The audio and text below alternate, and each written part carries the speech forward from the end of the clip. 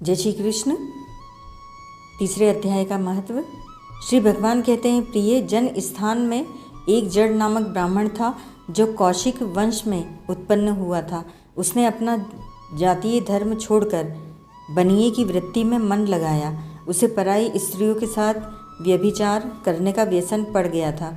वह सदा जुआ खेलता, शराब पीता और शिकार खेलकर जीवों की हिंसा किया करता था। इसी प्रकार उसका समय बीतता था। धन नष्ट हो जाने पर वह व्यापार के लिए बहुत दूर उत्तर दिशा में चला गया। वहाँ से धन कमाकर घर की ओर लौटा। बहुत दूर तक का रास्ता उसने तय कर लिया था। एक दिन सूर्यास्त हो जाने पर जब दसों दिशाओं में अंधकार फैल गया, तब एक वृक्ष के नीचे उसे लुटेरों ने धर दबाया और शीघ्र ही उसके प्राण ले लिए। उसके धर्म का लोप हो गया था, इसीलिए वह बड़ा भयानक प्रेत हुआ। उसका पुत्र बड़ा धर्मात्मा और वेदों का विद्वान था। उसने अब तक पिता के लौट आने की राह देखी। जब वे नहीं आए तब उनका पता लगाने के लिए वह स्वयं भी घर छोड़कर चल दिया।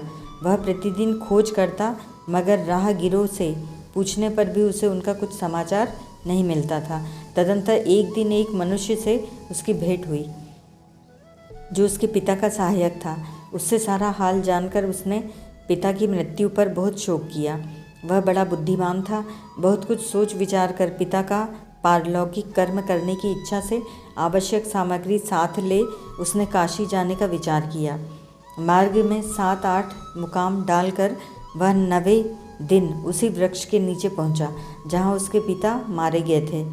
उस स्थान पर उसने संध्योपासना की और गीता के 3 अध्याय का पाठ किया। इसी समय आकाश में बड़ी भयानक आवाज़ हुई। उसने अपने पिता को भयंकर आकार में देखा। फिर तुरंत ही अपने सामने आकाश में उसे एक सुंदर विमान दिखाई दिया जो महान तेज से व्याप्त था। उसमें अनेकों क्षुद्र घटिकाएँ लगी थी। उसके तेज से समस्त दिशाएं अलौकिक हो रही थी। यह दृश्य देखकर उसके चित्त की व्याग्रता दूर हो गई। उसने विमान पर अपने पिता को दिव्य रूप धारण किए विराजमान देखा। उनके शरीर पर पीताम्बर शोभा पा रहा था और मुनिजन उनकी स्तुति कर रहे थे। उन्हें देखकर ही पुत्र ने प्रणाम किया। तब पिता ने भी उसे आशीर्वाद दिया। तत्पश्चात उसने पिता से यह सारा वृतांत पूछा। उसके उत्तर में पिता ने सब बातें बताकर इस प्रकार कहना आरंभ किया, बेटा, देववश मेरे निकट गीता के 3 अध्याय का पाठ करके तुमने इस शरीर के द्वारा किए हुए दुस्त्यज कर्म बंधन से मुझे छुड़ा दिया। अतः अब घर लौट जाओ, क्योंकि जिसके लिए तुम काशी जा रहे थे वह प्रयोजन इस समय 3 अध्याय के पाठ से ही सिद्ध हो गया है। पिता के यूँ कहने पर पुत्र ने पूछा, तात, मेरे हित का उपदेश दीजिए तथा और कोई कार्य जो मेरे लिए करने योग्य हो बताइए। तब पिता ने उससे कहा, अनघ, तुम्हें यही कार्य फिर करना है। मैंने जो कर्म किया है वही मेरे भाई ने भी किया था। इससे वे घोर नरक में पड़े हैं। उनका भी तुम्हें उद्धार करना चाहिए तथा मेरे कुल के और भी जितने लोग नरक में पड़े हैं उन सब का भी तुम्हारे द्वारा उद्धार हो जाना चाहिए। यही मेरा मनोरथ है। बेटा, जिस साधन के द्वारा तुमने मुझे संकट में छुड़ाया है उसी का अनुष्ठान औरों के लिए भी करना उचित है। उसका अनुष्ठान करके उससे होने वाला पुण्य उन नारकी जीवों को संकल्प करके दे दो। इससे वे समस्त पूर्वज मेरी ही तरह यातना से मुक्त हो स्वप्न काल में ही श्री विष्णु के परम पद को प्राप्त हो जाएंगे। पिता का यह संदेश सुनकर पुत्र ने कहा, तात, यदि ऐसी बात है और आपकी भी ऐसी ही रुचि है तो मैं समस्त नारकी जीवों का नरक से उद्धार कर दूंगा। यह सुनकर उसके पिता बोले, बेटा, एव मस्तु, तुम्हारा कल्याण हो। मेरा अत्यंत प्रिय कार्य संपन्न हो गया। इस प्रकार पुत्र को आश्वासन देकर उनके पिता भगवान विष्णु के परम धाम को चले गए। तत्पश्चात वह भी लौटकर जन स्थान में आया और परम सुंदर भगवान श्री कृष्ण के मंदिर में उनके समक्ष बैठकर पिता के आदेशानुसार गीता के 3 अध्याय का पाठ करने लगा। उसने नारकी जीवों का उद्धार करने की इच्छा से गीता पाठ जनित सारा पुण्य संकल्प करके दे दिया। इसी बीच में भगवान विष्णु के दूत यातना भोगने वाले नारकी जीवों को छुड़ाने के लिए यमराज के पास गए। यमराज ने नाना प्रकार के सत्कारों से उनका पूजन किया और कुशल पूछी। वे बोले, धर्मराज, हम लोगों के लिए सब और आनंद ही आनंद है। इस प्रकार सत्कार करके पितृलोक के सम्राट परम बुद्धिमान यम ने विष्णु दूतों से यमलोक में आने का कारण पूछा। तब विष्णु दूतों ने कहा, यमराज, शेष शैया पर शयन करने वाले भगवान विष्णु ने हम लोगों को आपके पास कुछ संदेश देने के लिए भेजा है। भगवान हम लोगों के मुख से आपकी कुशल पूछते हैं और यह आज्ञा देते हैं कि आप नरक में पड़े हुए समस्त प्राणियों को छोड़ दें। अमित तेजस्वी भगवान विष्णु का यह आदेश सुनकर यम ने मस्तक झुकाकर उसे स्वीकार किया और मन ही मन कुछ सोचा। तत्पश्चात मदोन्मत्त नारकी जीवों को नरक से मुक्त देखकर उनके साथ ही वे भगवान विष्णु के वास स्थान को चले।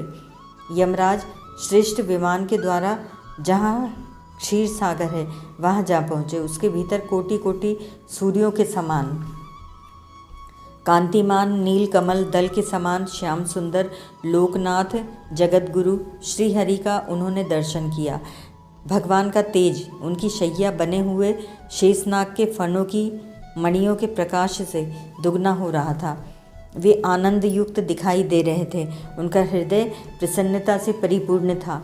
भगवती लक्ष्मी अपनी सरल चितवन से प्रेम पूर्वक उन्हें बार बार निहार रही थी। चारों ओर योगीजन भगवान की सेवा में खड़े थे। उन योगियों की आँखों के तारे ध्यानस्थ होने के कारण निश्चल प्रतीत होते थे। देवराज इंद्र और विरोधियों को परास्त करने के उद्देश्य से भगवान की स्तुति कर रहे थे। ब्रह्मा जी के मुख से निकले हुए वेदांत वाक्य मूर्तिमान होकर भगवान के गुणों का गान कर रहे थे।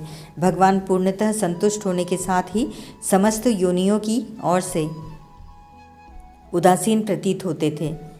जीवों में से जिन्होंने योग साधन के द्वारा अधिक पुण्य संचय किया था, उन सबको एक ही साथ वे कृपा दृष्टि से निहार रहे थे। भगवान अपने स्वरूप भूत अखिल चराचर जगत को आनंदपूर्ण दृष्टि से अमोदित कर रहे थे।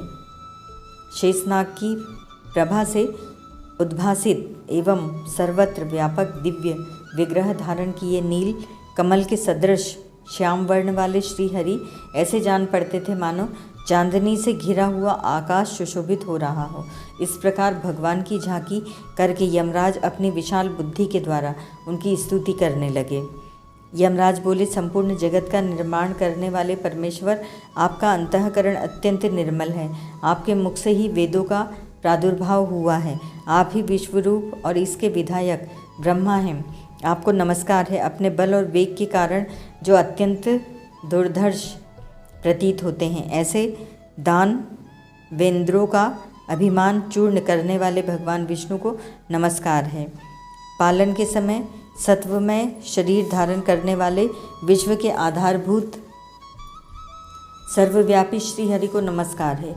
समस्त देहधारियों की मातक राशि को दूर करने वाले परमात्मा को प्रणाम है। जिनके ललाटवर्ती नेत्र के तनिक सा खुलने पर भी आग की लपटें निकलने लगती हैं, उन रुद्र रूपधारी आप परमेश्वर को नमस्कार है। आप संपूर्ण विश्व के गुरु आत्मा और महेश्वर हैं। अतः समस्त वैष्णवजनों को संकट से मुक्त करके उन पर अनुग्रह करते हैं। आप माया के विस्तार को प्राप्त हुए अखिल विश्व में व्याप्त होकर भी कभी माया अथवा उससे उत्पन्न होने वाले गुणों से मोहित नहीं होते। माया तथा माया जनित गुणों के बीच में स्थित होने पर भी आप पर उनमें से किसी का प्रभाव नहीं पड़ता। आपकी महिमा का अंत नहीं है, क्योंकि आप असीम हैं। फिर आप वाणी के विषय कैसे हो सकते हैं? अतः मेरा मौन रहना ही उचित है। इस प्रकार स्तुति करके यमराज ने हाथ जोड़कर कहा, जगतगुरु, आपके आदेश से इन जीवों को गुण रहित होने पर भी मैंने छोड़ दिया है। अब मेरे योग्य और जो कार्य हो उसे बताइए।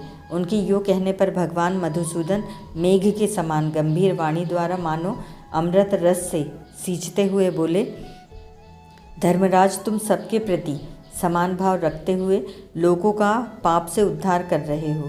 तुम पर देहधारियों का भार रखकर मैं निश्चिंत हूँ। अतः तुम अपना काम करो और अपने लोगों को लौट जाओ।